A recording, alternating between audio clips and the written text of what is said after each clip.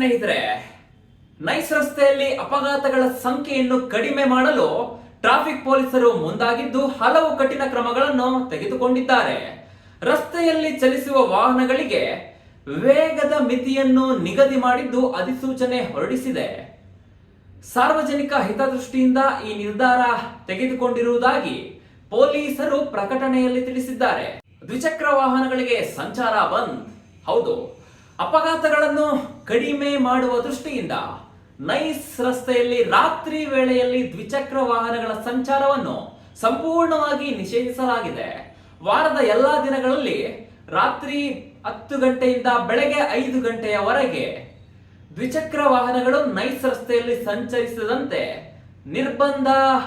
ಇನ್ನು ವಿವಿಧ ಮಾದರಿಗಳ ವಾಹನಗಳಿಗೆ ಸಂಚಾರ ಮಿತಿಯನ್ನು ಕೂಡ ನಿಗದಿ ಮಾಡಲಾಗಿದೆ.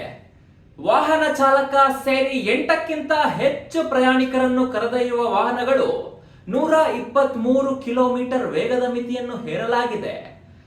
ಇನ್ನು ವಾಹನ ಸವಾರರು ಸೇರಿ 9ಕ್ಕಿಂತ ಹೆಚ್ಚು ಜನರನ್ನು ಕರೆದೊಯ್ಯುವ ವಾಹನಗಳಿಗೆ 100 ಕಿಲೋಮೀಟರ್ ವೇಗದ ಮಿತಿಯನ್ನು ಹೇರಲಾಗಿದೆ. ಇನ್ನು ಗೂಡ್ಸ್ ವಾಹನಗಳಿಗೆ 80 ಕಿಲೋಮೀಟರ್ ವೇಗದ ಮಿತಿಯನ್ನು ಹೇರಲಾಗಿದೆ.